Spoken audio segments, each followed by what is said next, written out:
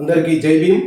నేను మీ Netagani Naresh, Ambedkarism educate society Telangana రాష్ట్ర chairman.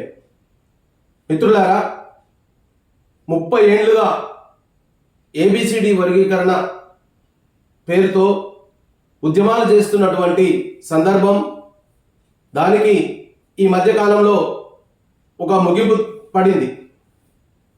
అది అందరూ హర్షించిండ్రు.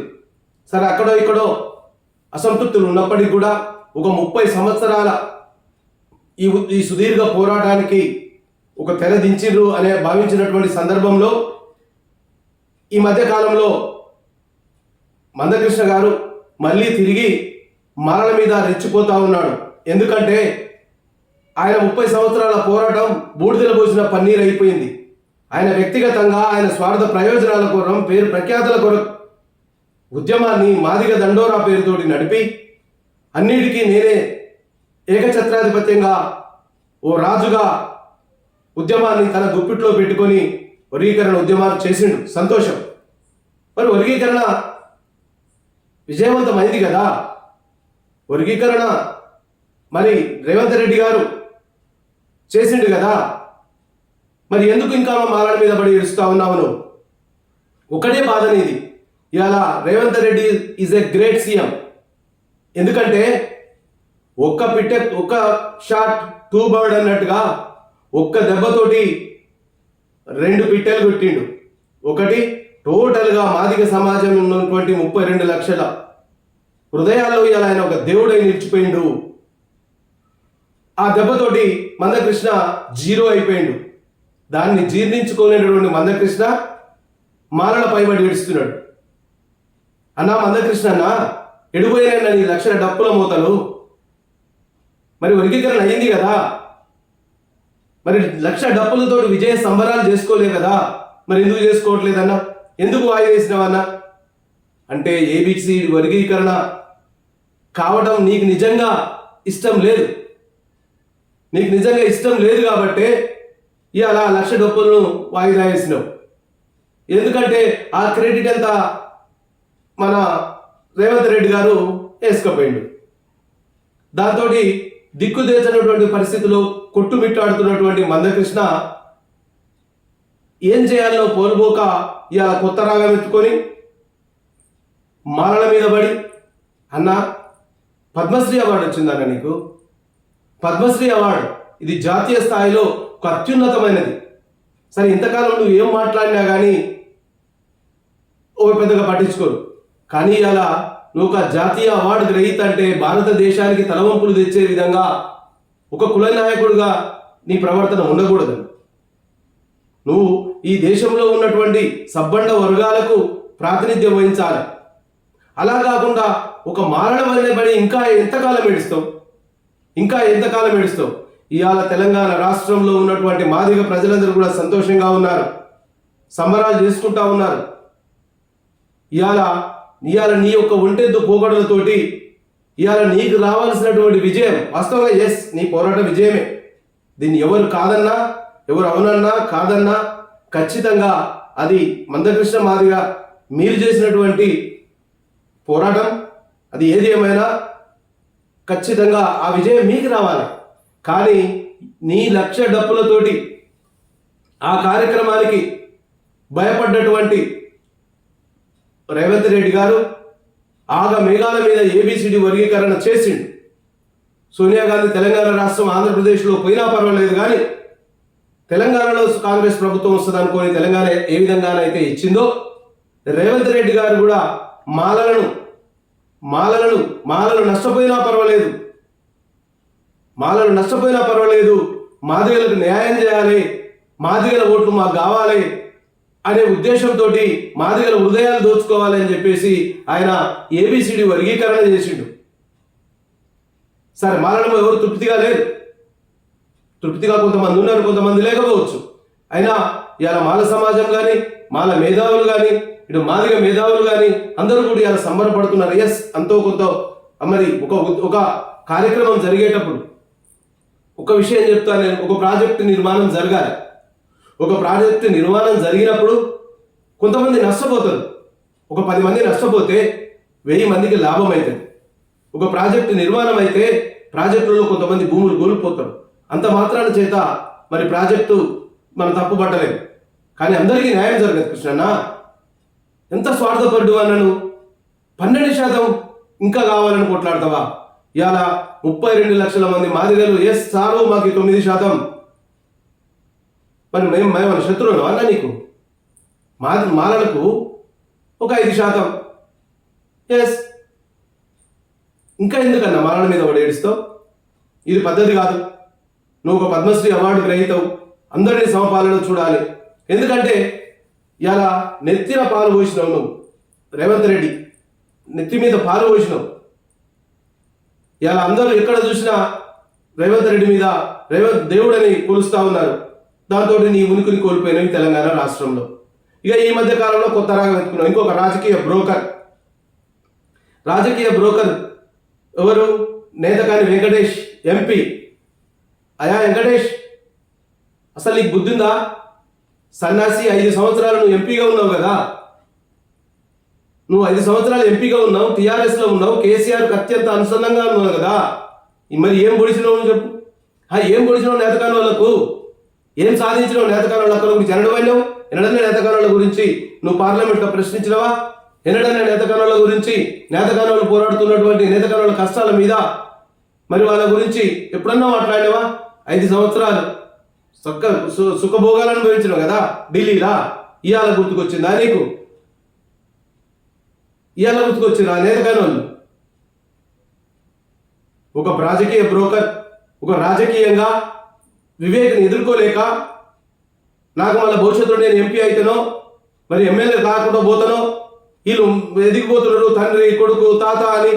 ఎస్, అది ప్రజల తీర్పు. మాలలు ఇస్తానో, మాదిగోళ్ళు ఇస్తానో, నేతకాలు ఇస్తేనే గెలవరే. అన్ని జాతుల వాళ్ళు ఓట్లు వేస్తేనే ఎంపీగానో ఎమ్మెల్యేగానో గెలుస్తారు. కానీ ఎంపీ వివేక్ మీద ఉన్నటువంటి వ్యక్తిగతమైనటువంటి కక్ష పెట్టుకొని ఇలా శత్రువుకు శత్రువు మిత్రువు అనే ఒక సామెత ఉంది.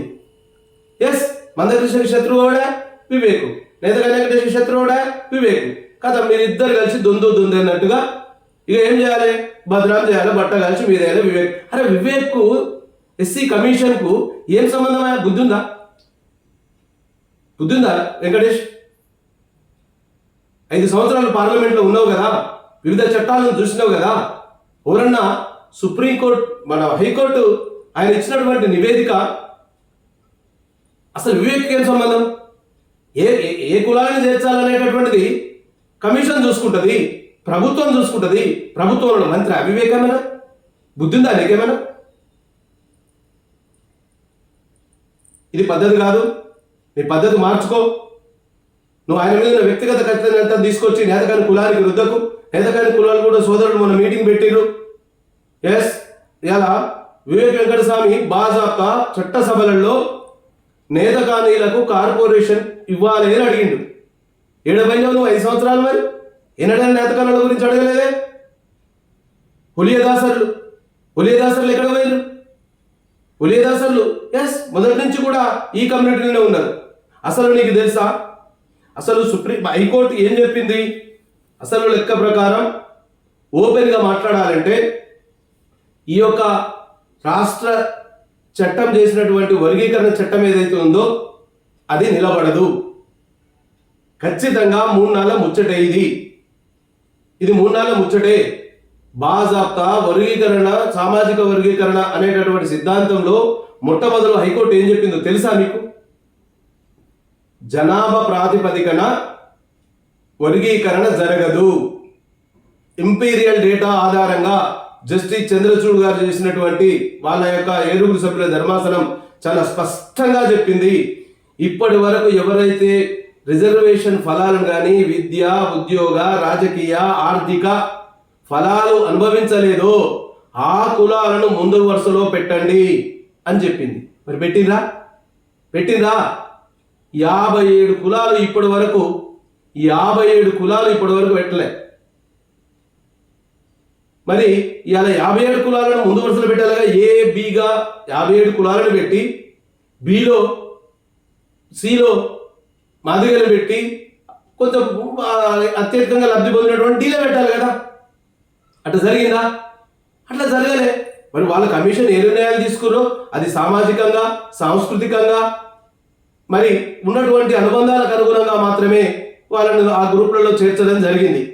ఆ విధంగా ఏబిసి అంటే 1, 2, 3 అనేటటువంటి గ్రూపులు చేర్చడం జరిగింది. అందులో వివేకస్తం ఉందంటే అది ఎంతవరకు అంటే బట్ ఎంతవరకు అది సమంజసం అన్న కృష్ణన్న? ఎస్, మరి అలానే 18 కులాలు ఉన్నాయి కదా. ఈ నేతకనులు దొబ్బు తిందామని చూస్తున్నారు, మాలలు ఉలిదాసులు దొబ్బు తిందామని తింటున్నారు అని మాట్లాడుతున్నావు. నీ 18 కులాలు ఉన్నాయే, బ్యాగరి మస్తి మాతంగి ఇవన్నీ నీ 18 కులాలు ఉన్నాయి కదా.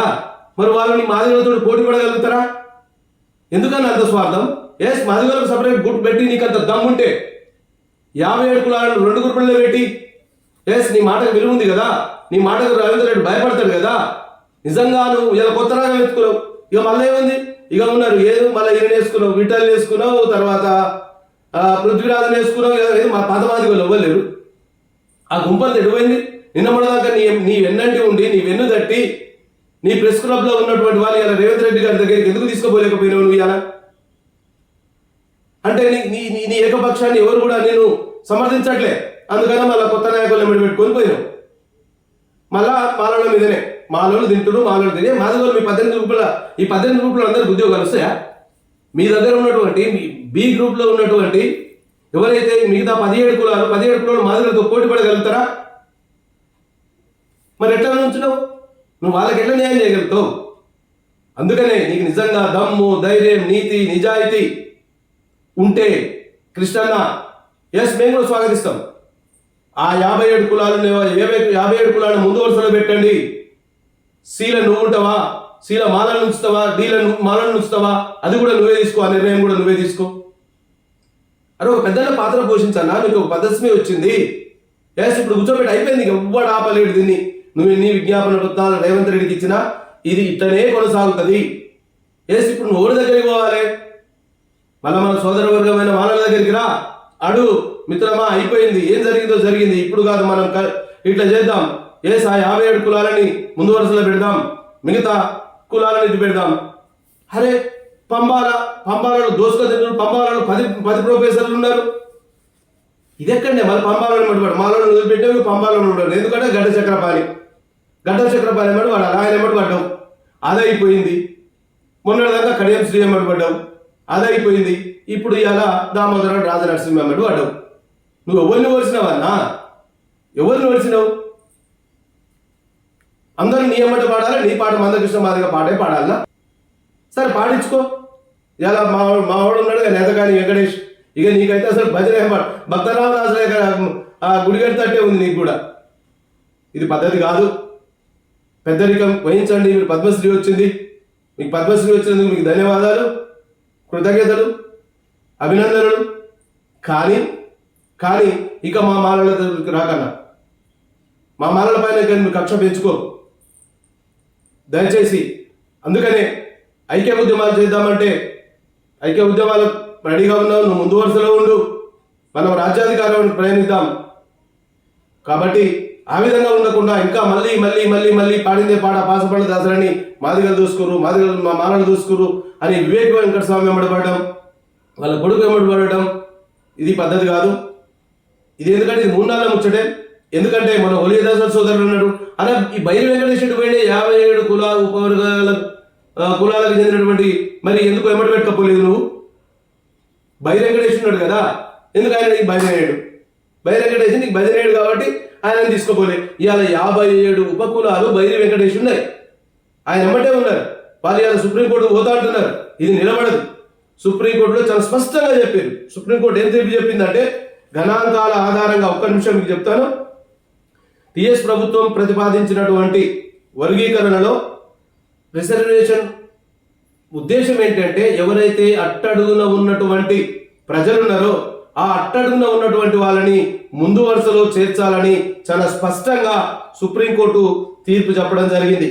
ఆ సుప్రీంకోర్టు ఏం సలహాలు ఇచ్చిందంటే కుల జనాభాను బట్టి రిజర్వేషన్ల శాతాన్ని నిర్ణయించకూడదు.